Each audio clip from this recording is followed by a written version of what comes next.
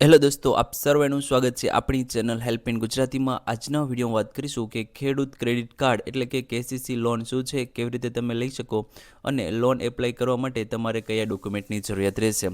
જોડે જોડે એ પણ માહિતી મેળવશું કે ઓનલાઈન તમે એપ્લિકેશન કેવી રીતે આપી શકો. એ પહેલાં જાણી લઈએ કે કેસીસી લોન શું છે. તો કેસીસી કિસાન ક્રેડિટ કાર્ડ છે એ ખેડૂતોને ખેતી સંબંધિત ખર્ચ માટે સરળ અને ઓછી વ્યાજદરે લોન ઉપલબ્ધ કરાવવા ભારત સરકાર દ્વારા શરૂ કરવામાં આવેલી યોજના છે. તો જે પણ ખેડૂત વર્ગમાંથી જે લોકો આવે છે એ લોકોને જે ખર્ચ થતો હોય છે ખેતીમાં, તો એ લોકોને ઓછા વ્યાજે સરકાર પૈસા પૂરા પાડે છે, એને કેસીસી લોન કહેવામાં આવે છે. તો ખેતી કામ માટે તમે જે લોન લો છો એને કેસીસી લોન કહેવામાં આવે છે. આ યોજના હેઠળ ખેડૂતોને ખેતી માટે બીજ, ખાતર, જંતુનાશક દવા, સિંચાઈ છે, કૃષિ સાધનો છે, પશુપાલન છે, ડેરી છે, માછીમારી વગેરે માટે લોન મળે છે. તો આમાંથી કોઈ પણ વ્યવસાય તમે શરૂ કરવા માંગતા હોય જે ખેતી સાથે જોડાયેલો છે તો તમે કેસીસી લોન લઈ શકો છો. હવે જોઈએ કે કેસીસી લોનના મુખ્ય ફાયદા કયા છે, શા માટે તમારે આ લોન લેવી જોઈએ. તો પેલું છે ઓછું વ્યાજદર લોન છે. તો આમાં તમારે જે વ્યાજદર હોય છે એ નોર્મલ જે પર્સનલ લોન છે એ કરતાં ઓછું હોય છે. સમયસર લોન ઉપલબ્ધ થાય છે, તો જ્યારે પણ તમારે લોનની જરૂરિયાત હોય તો થોડા દિવસોની અંદર તમને લોન મળી જતી હોય છે. પાક માટે જરૂરી ખર્ચ સરળતાથી કરી શકાય છે. તો જ્યારે પણ તમારે પાકમાં કોઈ ખર્ચ કરવાની જરૂરિયાત પડે છે અને તમારી જોડે ક્રેડિટ ન હોય તો તમે આ લોન લઈને તમે ક્રેડિટ લઈ શકો છો. આગળ જોઈએ કે સમયસર ચૂકવણી પર વ્યાજમાં રાહતનો લાભ મળે છે. તો સમયસર તમે ચૂકવણી કરી દો તો જે પણ તમારી લોન પર વ્યાજ છે એ ઓછું થઈ શકે છે. ત્યારબાદ છે જરૂર મુજબ ફરીથી લોનનો ઉપયોગ કરી શકાય છે. જો બેંકની શરતો હોય તો જે પણ તમે લોન લીધેલી છે એક વખત ભરપાઈ કરી દો તો એ જ પ્રોસેસથી ફરીવાર તમે લોન લઈ શકો છો. એમાં વધારાની તમારે પ્રોસેસ કરવાની નથી. પ્રોસેસ ઓલરેડી થઈ ગઈ છે તો તમે વધારાની લોન એડ કરી શકો છો અથવા તો લોન ફરીવાર લઈ શકો છો. એમાં તમારે બીજી કોઈ પ્રોસેસ કરવાની નથી. તો આ એક મહત્ત્વનો ફાયદો છે. હવે જોઈએ કે કેસીસી લોન માટે કોણ અરજી કરી શકે. તો તમારી ઇલિજિબિલિટી કઈ હોવી જોઈએ કે તમારી પાત્રતા કઈ હોવી જોઈએ કે જેથી તમે લોન લઈ શકો.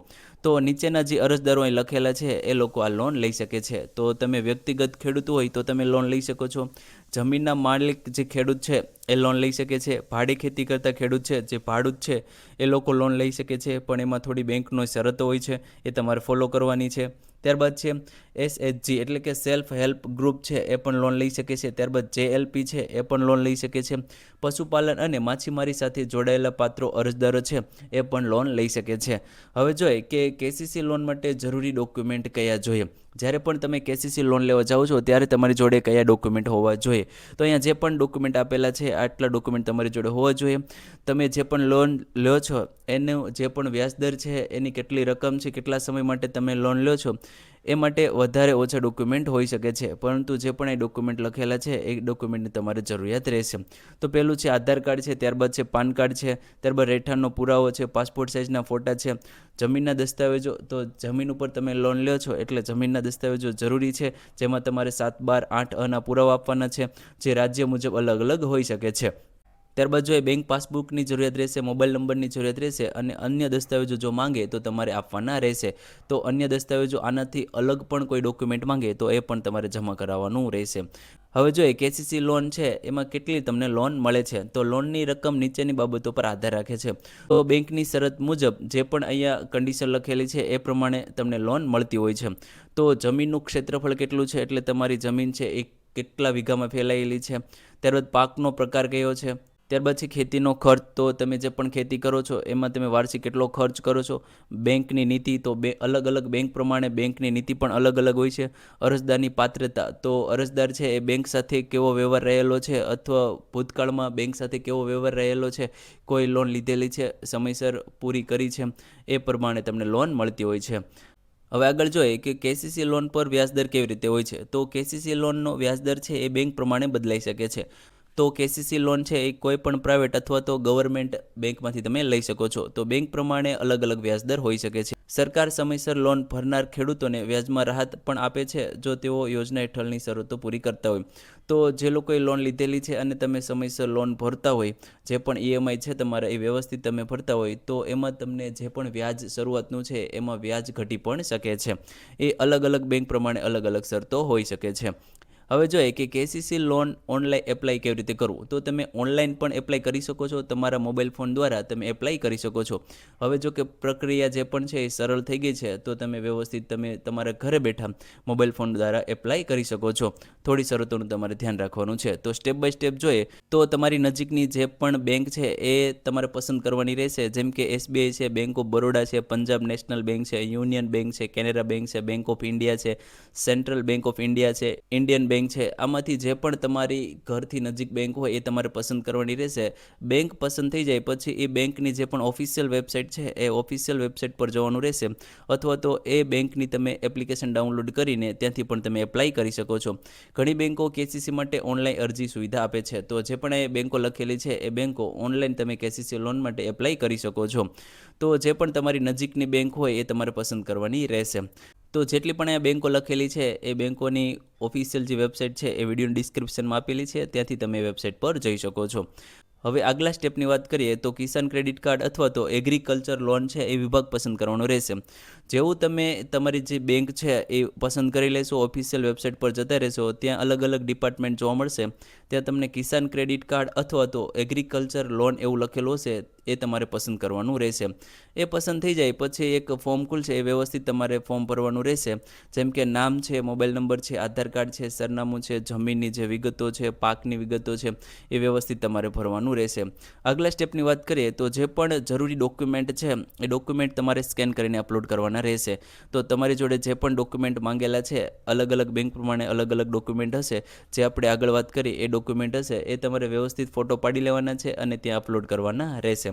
ત્યારબાદ છે એપ્લિકેશન સબમિટ કરો. તો હવે તમારે એપ્લિકેશન છે એ સબમિટ કરી દેવાની છે. આગલા સ્ટેપની વાત કરીએ તો બેંક દ્વારા ડોક્યુમેન્ટ વેરિફિકેશન કરવામાં આવશે. તો જે પણ બેંકમાં તમે એપ્લાય કર્યું છે અને જે પણ ડોક્યુમેન્ટ તમે અપલોડ કરેલા છે, જે પણ માહિતી ભરેલી છે, એ બેંકના જે અધિકારી હશે એ વ્યવસ્થિત ડોક્યુમેન્ટ ચકાસે, વેરિફિકેશન કરવામાં આવશે. ત્યારબાદના સ્ટેપની વાત કરીએ, જો અરજી મંજૂર થશે તો કેસીસી મંજૂર કરવામાં આવશે અને લોન તમારા ખાતામાં જમા કરવામાં આવશે અથવા કેસીસી એકાઉન્ટમાં ઉપલબ્ધ થશે. જો જે પણ તમે ડોક્યુમેન્ટ અપલોડ કર્યા છે વ્યવસ્થિત હશે, સાચા હશે અને જે પણ માહિતી છે બધી વ્યવસ્થિત ભરેલી હશે, તો તમારી જે પણ લોન છે એ મંજૂર કરી દેવામાં આવશે અને જે પણ રૂપિયા છે એ તમારા એકાઉન્ટમાં ટ્રાન્સફર કરી દેવામાં આવશે. તો આટલા સ્ટેપમાં તમે લોન મેળવી શકો છો.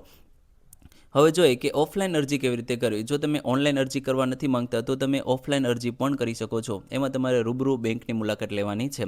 તો ઓનલાઈન અરજી ન કરવી હોય તો નજીકની જે પણ બેંક શાખા છે ત્યાં તમારે જવાનું રહેશે. કેસીસી ફોર્મ છે એ તમારે મેળવવાનું રહેશે, વ્યવસ્થિત ભરવાનું રહેશે, જે પણ ડોક્યુમેન્ટ માંગેલા છે એ જોડવાના રહેશે અને બેંકમાં જમા કરવાનું રહેશે. સાદી ને સિમ્પલ પ્રોસેસ છે, આટલી તમારે પ્રોસેસ કરવાની રહેશે.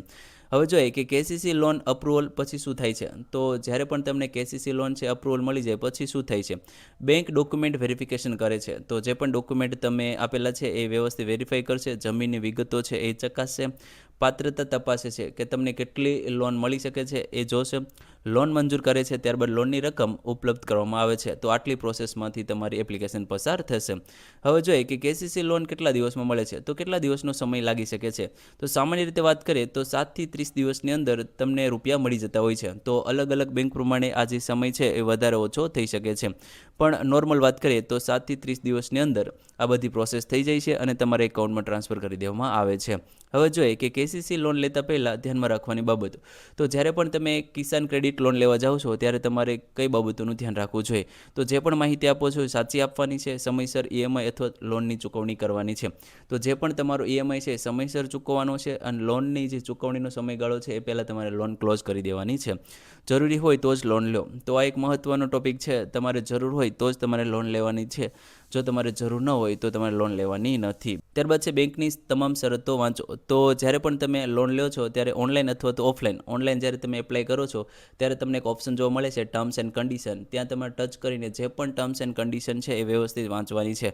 અથવા તો ઓફલાઈન જે પણ બેંકમાં તમે એપ્લાય કરો છો ત્યાંથી તમારે જાણી લેવાનું રહેશે. એ જે તમને ફોર્મ આપે છે એમાં ટર્મ્સ એન્ડ કન્ડિશન લખેલી હોય છે. હવે જોઈએ કે કેસીસી લોનના મુખ્ય ફાયદા કયા છે. તો ખેતી માટે સરળ લોન છે, ઓછા વ્યાજ દરે તમને મળે છે, પાક ઉપલબ્ધ માટે સહાય છે, સમયસર નાણાં ઉપલબ્ધ થાય છે અને સરકારની વ્યાજ સહાયનો લાભ પણ મળે છે. તો ક્યારેક તમને જે વ્યાજ છે એ ઓછું કરી દેવામાં આવે છે. તો આ મુખ્ય ફાયદા છે.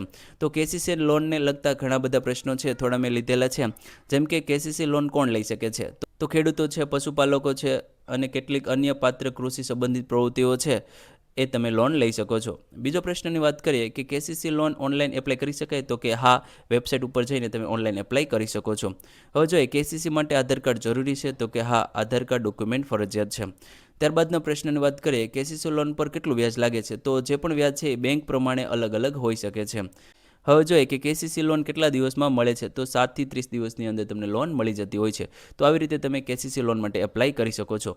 જો મિત્રો કોઈ પ્રશ્ન હોય તો જરૂરથી કોમેન્ટ કરજો, હું આન્સર આપીશ. જો મિત્રો તમને આ વિડીયો ગમ્યો હોય તો જરૂરથી લાઇક કરી દેજો, ચેનલને સબસ્ક્રાઇબ કરી દેજો. ધન્યવાદ દોસ્તો.